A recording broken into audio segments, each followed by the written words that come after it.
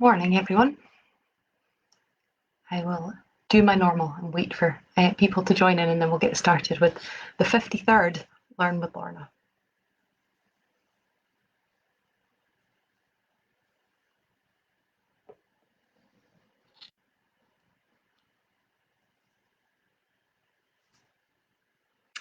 So welcome to this week's Learn with Lorna, as I say, the 53rd in the series, which I know every week I go, isn't it extraordinary? But it never ceases to be amazing to me that we're still here and we're still doing these, and that you're all still here taking part with me. So thank you for that. My name is Lorna Steele. For those of you who haven't watched any of these films before, I am the Community Engagement Officer for the Highland Archive Service.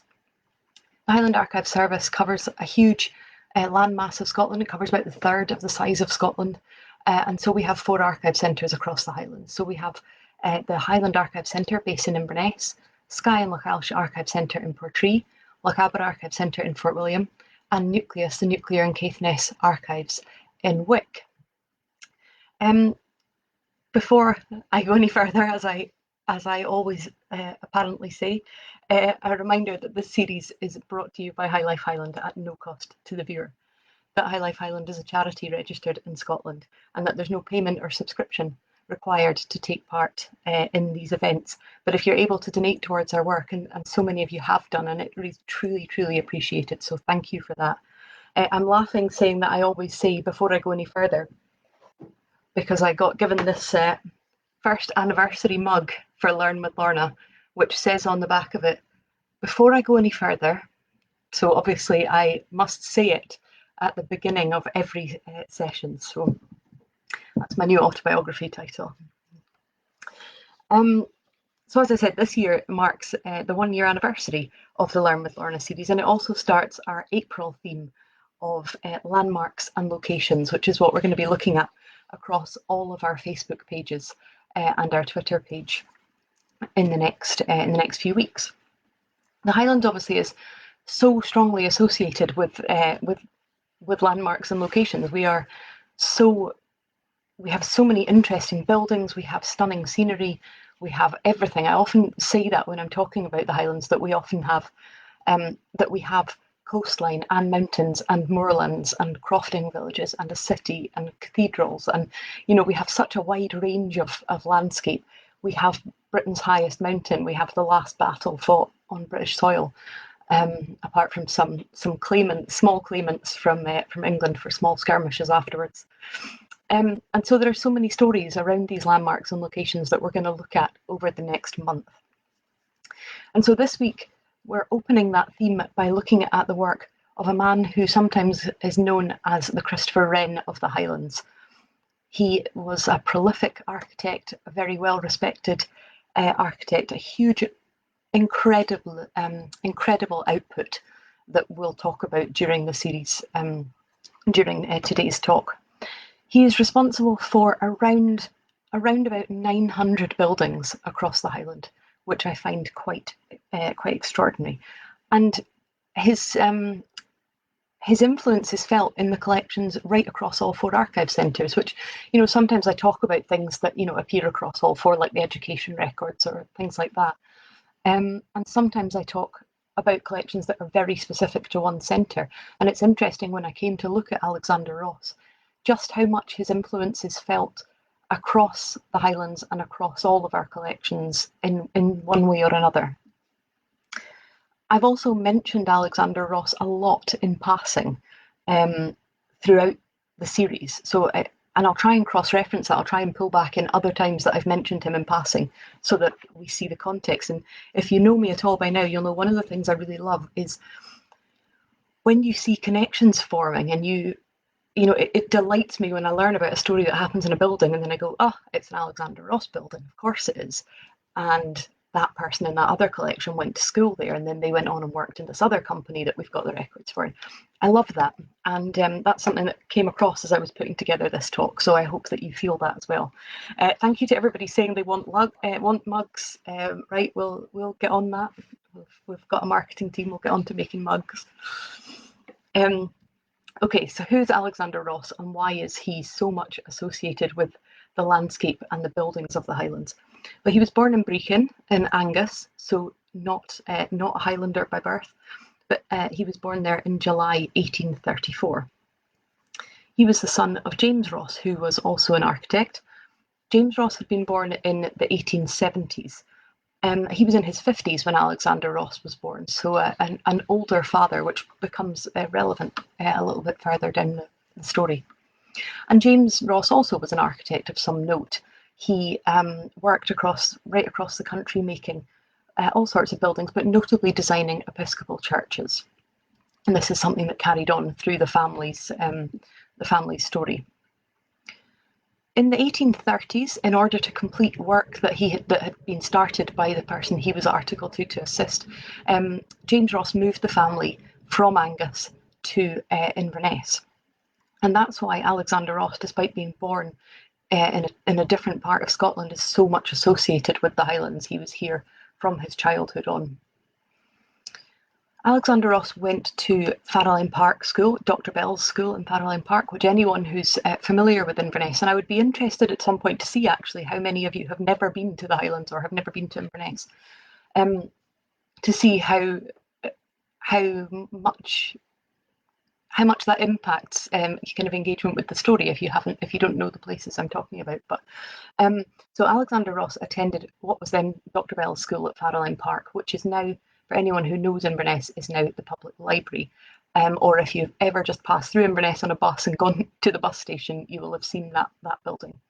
He then went on to attend Inverness Royal Academy, and we hold records for both of those institutions from different dates and things. But again, it's just that tie into a person who's so important to the story of the Highlands, who attended these big institutions that we know about and that we hold records for. And the family lived in Church Street, which again is right in the centre of the town. James Ross, the father, had a business which appears to have been very successful. As I mentioned, he was particularly involved in Episcopal churches and the construction and alteration design of a huge range of buildings, houses and shops, churches from everywhere from Lagan to Kilmorrock, so from the kind of the south of the Highland bit that we look after up round about Inverness. Fort William Court and Prison was designed by James Ross, and schools, manses, all sorts of kind of institutional buildings, and we'll see that becomes really relevant in Alexander Ross's career as well, that feeling of representing the institutions and the big major civic centres. So James Ross died in 1853, age 72. As I'd mentioned, he was quite an older father. He was in his 50s when Alexander was born. And that meant that Alexander was only aged 19 when his father died. And he then took over the architectural practice. Now, you'll maybe remember that when we spoke about, I spoke about Mary Vore and how really she didn't do any of the things that she became famous for until she was well into her 50s. Alexander Ross is at the other end of that spectrum. At the age of 19, he was already taking over his father's architectural practice, and within a year or two was growing and increasing that practice. So as I said, James's practice seems to have been quite busy, especially with the churches, and Alexander Ross carried on that tradition. And in his first, I think 2 or 3 years, he had built and worked on Episcopal churches and schools everywhere from Wick in the north to Ballachulish near Fort William, Kinlochmoidar out in Forres in the east, Loch Gilphead, Ardasir, Nairn, Bridge of Allen. I mean, dozens of these buildings within the first 3 or 4 years of his career. And as I say, quite extraordinary to think age 19. I don't know about anybody else, but I was absolutely not able to be doing that sort of thing when I was age 19. And those churches are being done in the context of a lot of other projects as well. He's also at that time involved in the design and construction of houses, manses, lodges, and he went into partnership at this time with his school friend William Joas, and they had been at school together. They formed an architectural partnership, and they worked together for several years. Now, in the 1860s, Alexander Ross went on to become factor for Sir Alexander Matheson's estates. Now, Sir Alexander Matheson was a very prominent landowner and MP.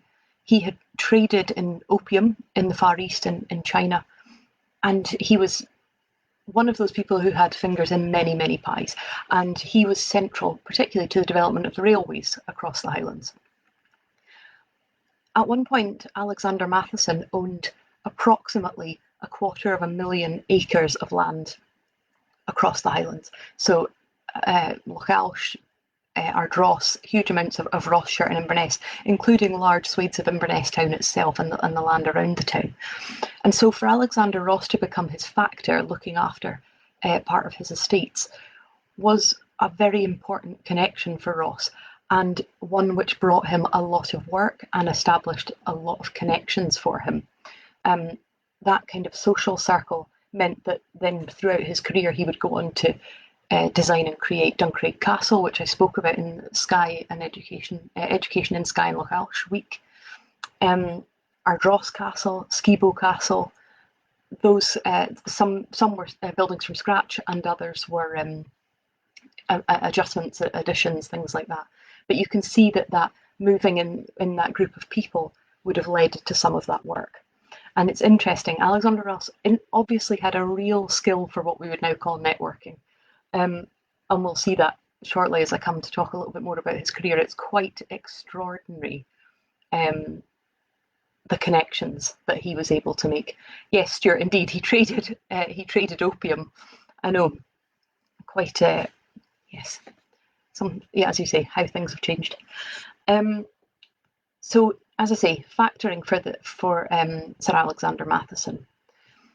And this is the 1860s. And in the 1860s, Alexander Ross went on to take numerous projects, as I always say, schools, churches, manses, things like that continued all the time, houses, hotels. But he undertook some really high-profile work in the 1860s, and some things which massively changed the look of Inverness, the look of the Highlands. So in that decade, he created railway buildings in Dingwall, again, possibly through that connection with Sir Alexander Matheson. He built or designed banks in Sutherland, in Nairnshire, in Inverness. He built, as I said, Duncraig Castle, designed from scratch, which was for Alexander Matheson, and that was, I spoke about that in the Education in Skye and Lochalsh Week, because that was one that was used as a kind of vocational training college and used during the war as well. He designed inns and hotels in Dunvegan and Skye. He did alterations to Inverelert House in Lochaber, which you may remember I spoke about during World War II in Lochaber Week, because that was a building that was taken over by the Royal Navy and designated HMS Inverelert. He designed and created additions and repairs to Inverness Royal Academy, for Trowse Academy, and a huge range of original builds, repairs, additions, alterations, all sorts of things. So I said that he'd gone into partnership with his school friend William Joas. Now that partnership dissolved in the 1860s, about the middle of the 1860s, and Joas continued on his own in a business in Dingwall and continued his own practice there. And Alexander Ross went on to the busiest part of his career, where the legacy that he has now really was created in the 1860s, 70s and 80s. Now, I mentioned before his ability to network, and that skill, and I think it probably must have been a skill if you'd met him, undoubtedly helped him to get work. And I wanted to just illustrate this by listing some of the things that he was involved in the 1860s, 70s and 80s. And you'll maybe recognise some of these organisations, some of these institutions from things that I've spoken about before. He was a founder member of the Inverness Scientific Society and Field Club. It was established in 1875. The aim of the society was to be devoted to science in the meaning of knowledge, as opposed to just pure science, but science as in the development of knowledge, and the chief natural phenomenon of this neighbourhood. So he was a founder member of that. He contributed in the way of giving lectures. He was an amateur geologist and an amateur antiquarian. And so he gave lectures, some of which he illustrated by pen and ink drawings, by lithographs, For example, he gave a lecture about the Uig floods, and you can see these on our website, Ambala, which is www.ambaile.org. I'm always aware when I say it, it doesn't spell as it sounds. So you can see some of those illustrations on there. The Field Club is still going strong, and we hold the Inverness Field Club records, and it's a fantastic collection. And I think probably I'll look to do a talk on the Inverness Field Club collection later in the year, possibly June. I think we're looking at environment and landscape that month. So he was a founder member of the Field Club. He was also a founder member of the Gaelic Society of Inverness, which was established in 1871. And the aim of the Gaelic Society was to cultivate the language, poetry and music of the Scottish Highlands and generally further the interests of Gaelic-speaking people. And again, the Gaelic Society of Inverness still very much going strong today. I've addressed their meetings. I am very privileged to be printed and published in the Transactions of the Gaelic Society for a talk that I gave there. So again, another body which is very much fundamental to those kind of organisations and institutions of the Highlands. He was a director of the Royal Northern Infirmary, for which we hold the records as part of our NHS Highland collection. He was a director of Inverness College. We hold some records for Inverness College. He was a director of the Caledonian Bank. He was director of Inverness Tweed Mills. He was a major shareholder in the Rose Street Foundry, whose records we hold and which I've given one of these talks about before. A fascinating company, a really interesting history and really central business to the Highlands. And he was a major shareholder for that. He was a Grand Master Mason in the Freemasons for Inverness between 1873 and 1876, and we hold those records as well. He joined the Town Council of Inverness in 1881 and then went on to become Provost, which for those of you not in the area is like the Mayor of Inverness, from 1889 to 1895. He was a loyal and dedicated member of the Episcopal Church, which becomes very relevant a little bit later on. And so you can just see just his whole existence is interacting with people, engaging with people, putting his kind of shoulder behind causes and local institutions of importance. And you can just imagine the people who sat around those tables going, actually, we need a new building built. Would you like to take the contract on for that? You can just see how those conversations would have evolved in that natural network setting. And as I say, what I love is seeing these connections come together and looking in our Rose Street Foundry collection and going, of course, Alexander Ross, part of that, Town Council minutes that we hold for the 1550s right through to the present day. You can look at that and there's Alexander Ross appearing in the Town Council minutes. It's just, it's lovely. It's lovely to see all those things come together. Before we go in and talk about how this network effect influenced his career, and we've yet to touch on the most important things that he did in his career, a reminder that this series is brought to you by High Life Highland at no cost to the viewer, that High Life Highland is a charity registered in Scotland and that there's no payment or subscription required to take part in the Learn With Lorna talks. But if you're in a position to be able to donate towards our work, then it is very, very much appreciated. Okay, so I'm talking about all these different ways that he engaged with local communities, local groups, and was kind of a prominent member of Highland society. So all of these things, I think you can see that they have contributed to his career. So let's start with his involvement with the church. I mentioned churches a lot through this because there was a strong family connection to the Episcopal Church. But it was in 1866 that construction would start on Alexander Ross's most famous religious building, St Andrew's Cathedral, on the bank of the Ness. If any of you are not familiar with Inverness, then if you Google some pictures of Inverness and the town centre and the cathedral, you will certainly see that very prominent building. Alexander Ross was a member of this Episcopal congregation, and so he was commissioned to prepare the design. So let's see, have I got? Yeah, so this came about because Robert Eden, which is a name that, again, if you're familiar with Inverness, you'll be familiar with Bishop Eden. Robert Eden was elected Bishop of the Diocese of Murray and Ross in 1851. The congregation at that point didn't have a building anything like the cathedral, and they met in various places, and even in different towns. And they met in a girls' school in Academy Street, and then they met in a mission chapel on the east banks of the river. But Bishop Eden petitioned that he felt that they were outgrowing the sites that they were using and that they needed to construct a cathedral. And as I said, Alexander Ross was a member of that community, and so the commission to prepare the design for the cathedral came to him. He put together a beautiful design. In the end, there were limited funds, as is so often the case, and so it meant that the entire plan wasn't undertaken. And if you have a look on Ambala, you'll see pictures of how the cathedral is now, with its kind of square, flat towers. So they have two towers at the end that have a flat roof on them, and they were originally meant to have tall, kind of elegant spires. And you can see on Ambala a drawing of how the cathedral would have looked if the whole plan had been carried out. But nevertheless, it's still a striking and beautiful building. The foundation stone was laid by the Archbishop of Canterbury, who was then Dr. Charles Longley, on the 17th of October 1866. And it was the first official act in Scotland by an English primate since Presbyterianism had been established. So it was a big, big moment when the foundation stone was laid by the Archbishop of Canterbury. And again, something I find quite extraordinary.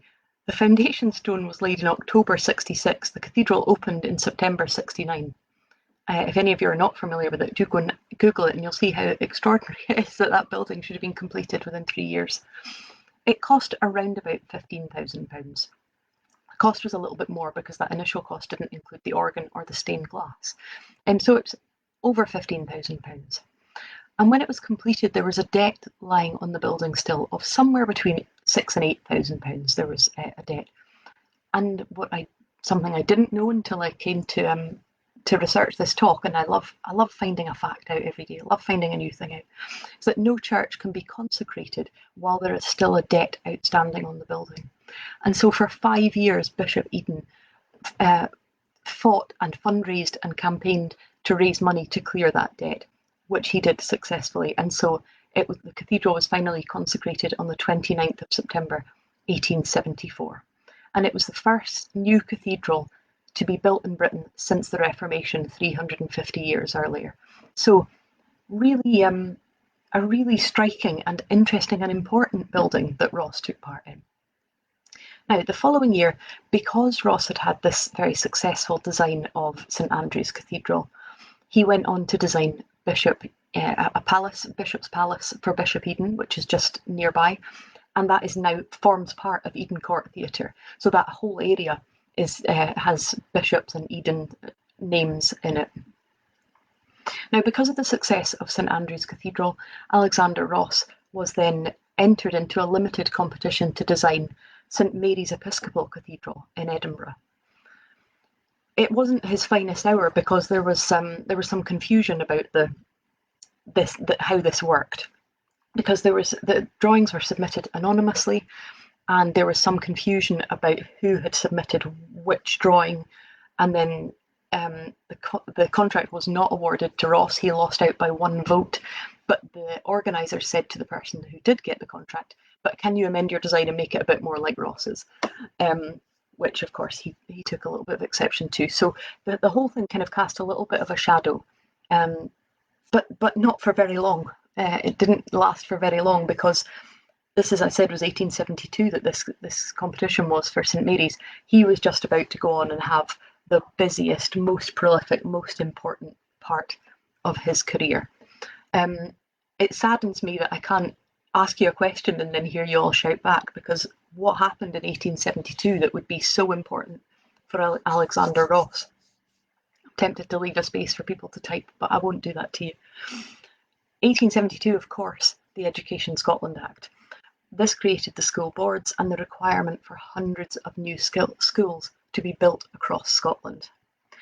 And it is estimated that Alexander Ross built about 450 of these new schools from 1872 onwards, most of which were built over the first 5 or 6 years. So the 1872 Well done, Fiona Newton. I'm seeing it coming up. Education Act.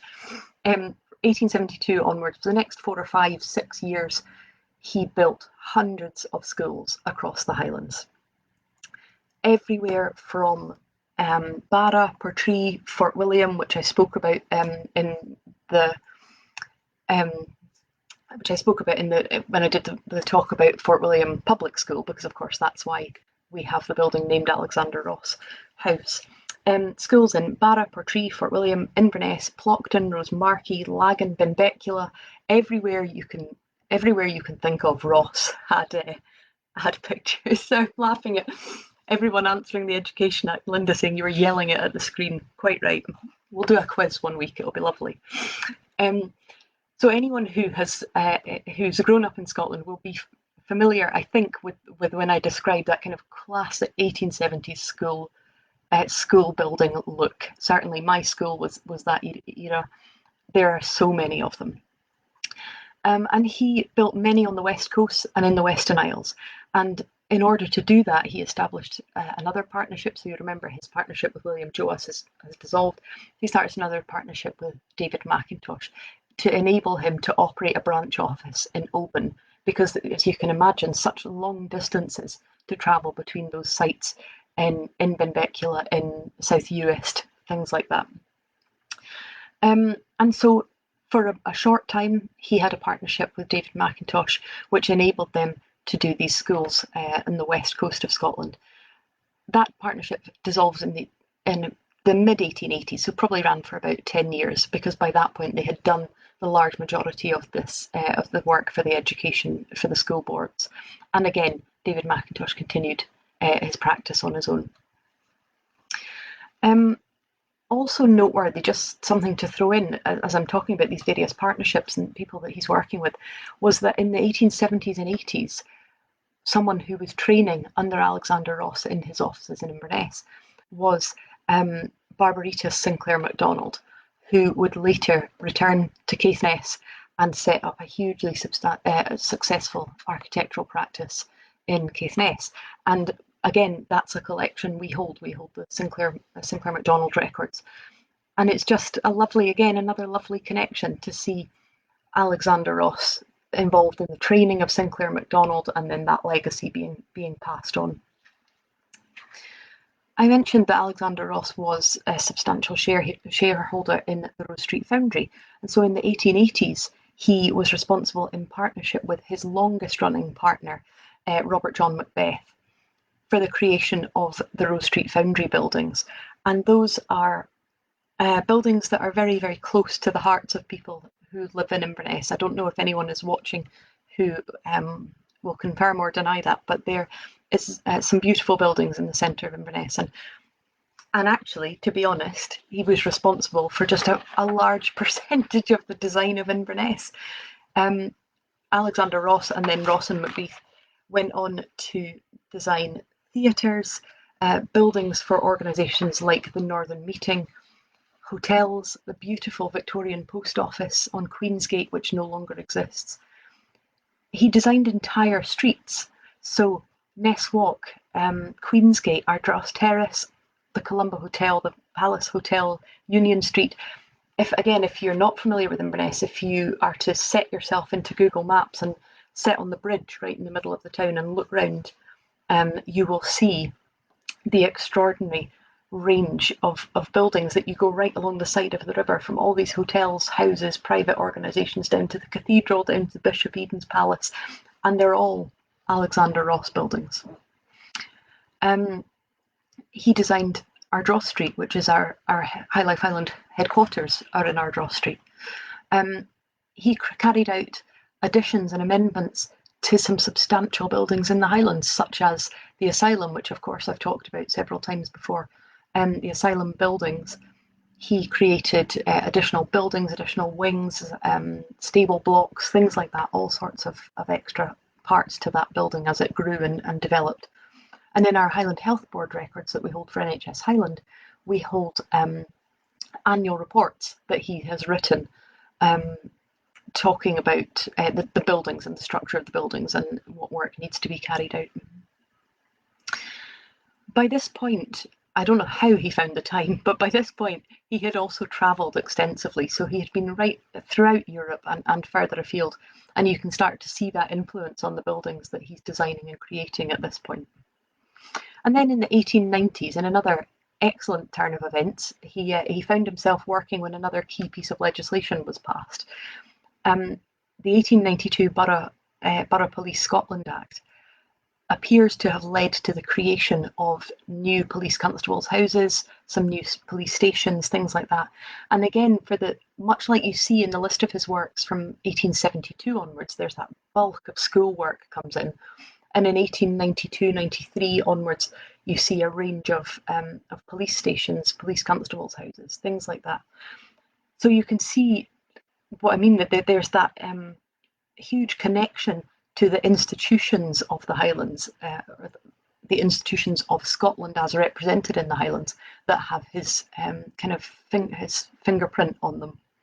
So, for instance, the police stations, he is responsible for designing the police stations from Tarbert in Harris to Aviemore to Fort Augustus, really right across the Highland area.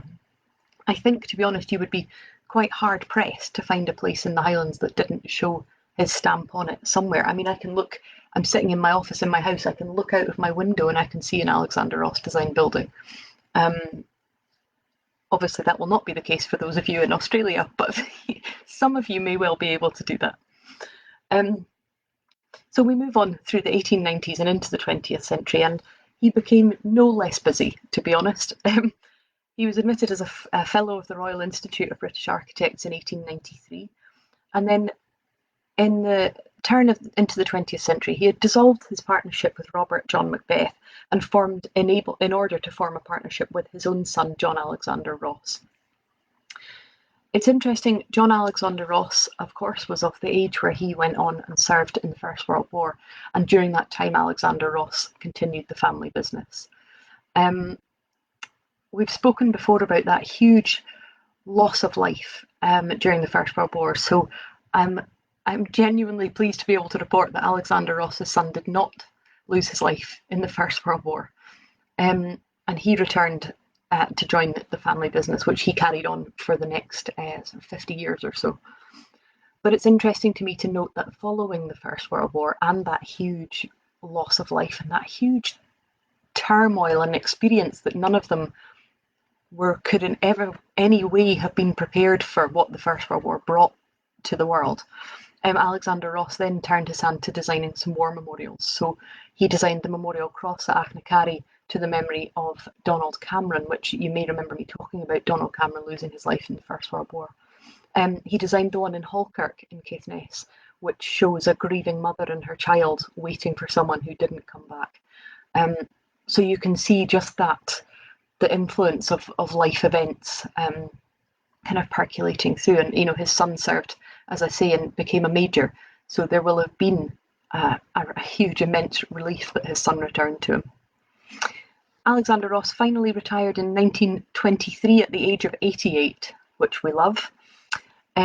He went on to pass away at the age of 90, and his funeral took place in St Andrew's Cathedral in Inverness. And he leaves a huge legacy, and I hope to some extent I've been able to convey that. As I say, I think you would be quite hard pressed to go far in the Highland landscape and in particularly obviously connection with buildings and not see the legacy of Alexander Ross and his work. Tanya, I'm seeing you saying you're envious of my window view. I can also see the sea. Sorry, just saying. I hope you've enjoyed that. I hope you feel that you know a little bit more about Alexander Ross. And as I say, if any of you are in the Highlands and you didn't know about Ross, it will be interesting to see that you'll go out and maybe go, oh, that's an Alexander Ross building. Crikey, they're everywhere. It's extraordinary. Churches, schools, all sorts of things. So I hope you've enjoyed that. A few things, I don't normally do this at the end of the talk, but I have so many things that we have coming up that I just wanted to tell you about. Just so you're aware, we will have our latest newsletter coming out probably next week. It will be out quite shortly. So please do have a look for that. That will be emailed out, but also it will be available on our social media pages. We'll be hosting an event in to mark the 275th anniversary of the Battle of Culloden. So I'll be doing a kind of brief Learn with Lorna about that. But then on the evening of the anniversary itself, my colleague Anne Fraser and I, Anne is our family historian, will be giving a talk accompanied by slides and images from our collections about the impact of the Jacobite risings on the Highlands. We have a series of family history classes starting again in May, so that the advert for that again will be included in our newsletter. We have the new Nucleus blog went out yesterday, which is looking at the life of Hetty Munro, who you may remember me talking about. From today, for this month, we'll be taking part in ARA Scotland's, the Archive and Record Association Scotland's Archive 30, which is a celebration of various hashtags and themes to do with archives. So we'll be doing that on our Twitter and Instagram pages. And I have got the survey ready to go out, so that I think will go out today. If not, it'll be the next day or two, and that's all ready to do.